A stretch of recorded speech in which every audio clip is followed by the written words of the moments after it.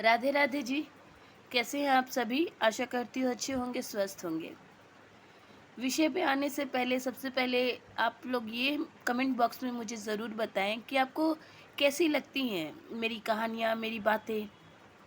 ये जिस विषय में हम लोग चर्चा कर रहे हैं, बिहारी जी के चमत्कार, क्या आप इसमें डूब पा रहे हैं? मेरा कहने का आशय है कि क्या आप इन कहानियों में, इन घटनाओं को महसूस कर पा रहे हैं? देखिए, बोलने वाला तो अपनी मन की गहराई से बोलेगा, लेकिन जब आप सुन रहे हैं इस घटना को, तो आपको अपने मानसिक चेतना में उस दृश्य को देखना होगा कि वो दृश्य कैसा होगा। उस दृश्य में कैसे बिहारी जी ने भक्त पे अपनी कृपा की होगी कि भक्त के मन मन के जो स्तर है, उसके ऊपर वो घटना ही अंकित हो गई है। कैसे इस कलयुग में प्रभु साक्षात चमत्कार करते हैं और कैसे भक्त उस चमत्कार को, उस आशय को प्रभु के की कृपा मानकर जीवन भर एक अमूल्य पूंजी की तरह संजो कर रखते हैं। तो इस तरीके से आप मुझे ज़रूर कमेंट करके बताएंगे कि आप कितना महसूस करते हैं, आप कितनी गहराइयों में उतर पाते हैं और कितना बांके बिहारी जी की इस घटनाओं पे आप विश्वास करते हैं। देखिए, मैं तो विश्वास करती हूँ। सब मनुष्य अलग हैं, सबकी धारणाएं अलग हैं, सबकी चेतनाएं अलग हैं। सब कोई कुछ समझता है, कोई कुछ समझता है, कोई इसे सत्य भी समझता है, कोई इसे काल्पनिक भी समझता है। तो आखिर आप किस श्रेणी में आते हैं? कमेंट में ज़रूर बताइएगा। चलिए आते हैं कहानी की ओर। बात बहुत पुरानी नहीं है। वृंदावन में गोस्वामी बिंदु जी महाराज नाम के एक भक्त रहते थे। वे काव्य रचना में परम प्रवीण थे। श्री बिहारी जी महाराज उनके प्राण आराध्य थे। अतः प्रतिदिन एक नवीन रचना श्री बिहारी जी महाराज को सुनाने के लिए रचते और सायकाल में जब बिहारी जी के दर्शनों के लिए जाते तो उन्हें भेंट कर आते। उन्हें मधुर कंठ की ध्वनि दर्शनार्थियों के हृदय को मंत्र मुग्ध कर देती। कहते हैं श्री बिहारी जी महाराज से उनका साक्षात्कार था। उनके बारे में अनेक घटनाएं आज भी वृंदावन वासियों में प्रसिद्ध है। उन्हीं में से एक घटना का आज हम यहाँ उल्लेख कर रहे हैं। एक बार बिंदु जी महाराज ज्वरग्रस्त हो गए। कई दिनों तक कपकपी देकर ज्वर आता रहा।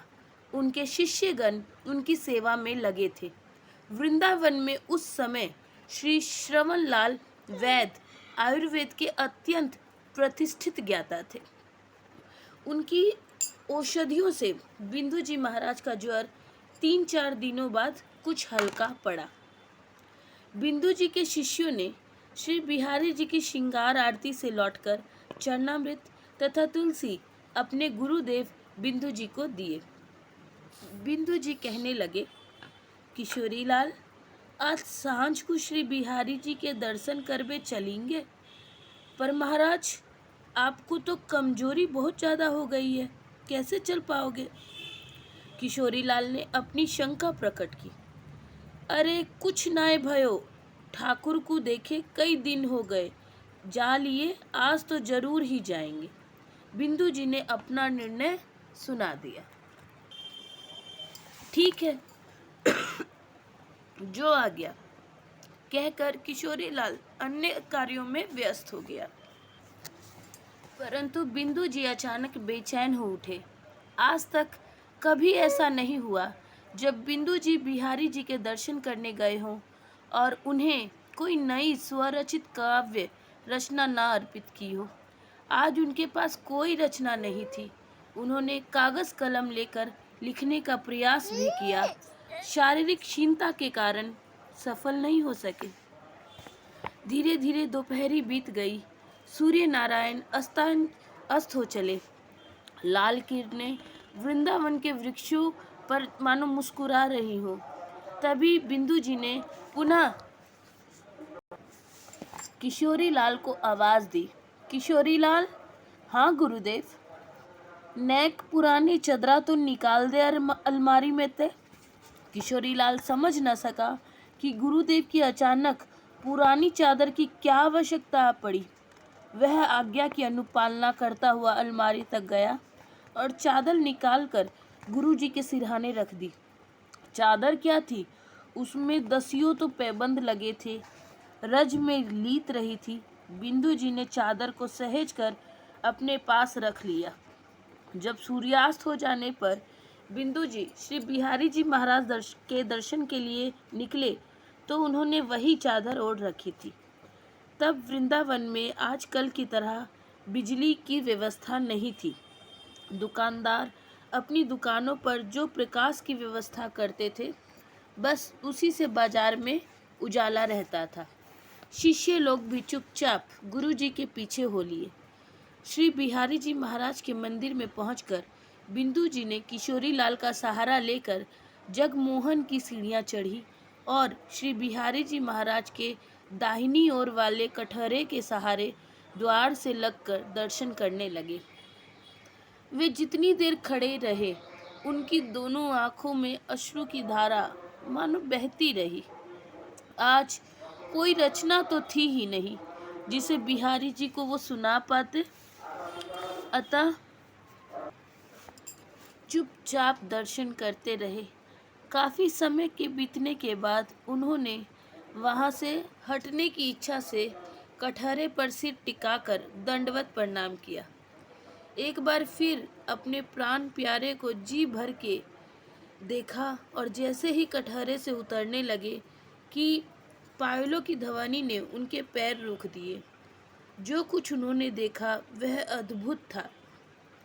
निज महल के सिंहासन से उतरकर श्री बिहारी जी महाराज उनके सामने आ खड़े हुए। क्यों, आज नए सुनाओगे अपनी कविता? अक्षर अक्षर जैसे रंग में पगा हुआ खनकती सी मधुर मधुर आवाज उनके कर्ण कुहरों से टकराई। उन्होंने देखा ठाकुर जी ने उनकी चादर का छोर अपने हाथ में ले रखा है। सुनाओ ना, एक बार फिर आग्रह के साथ बिहारी जी ने कहा। यह स्वप्न था या साक्षात, इसका निर्णय कौन करता? बिंदु जी तो जैसे आत्मसुधि खो बैठे थे। शरीर की कमजोरी न जाने कहाँ विलुप्त हो गई। वे पुनः कटहरे का सहारा लेकर खड़े हो गए। आंखों से आंसुओं की धारा, गदगद हृदय, पुलकित देह, जैसे आनंद का महास्रोत प्रकट हुआ था। बिंदु जी की कंठ ध्वनि ने अचानक सबका ध्यान अपनी ओर खींचा। लोग कभी उनकी तरफ देखते, कभी उनकी चादर की ओर, किंतु श्री बिंदु थे कि श्री बिहारी जी महाराज की ओर अपलक दृष्टि से देख रहे थे। मंदिर के जगमोहन में उनके भजन की गूंज के सिवाय और कोई शब्द सुनाई नहीं दे रहा था। बिंदु जी देर तक गाते रहे। कृपा की न होती तो आदत तुम्हारी, तो सुनी ही रहती अदालत तुम्हारी। गरीबों के दिल में जगह तुम न पाते, तो किस दिल में होती हिफाजत तुम्हारी। बोलो बाके बिहारी वृंदावन लाल की जय। जय जय श्री हरिदास। बोलो बाके बिहारी लाल की जय। जय जय श्री राधे।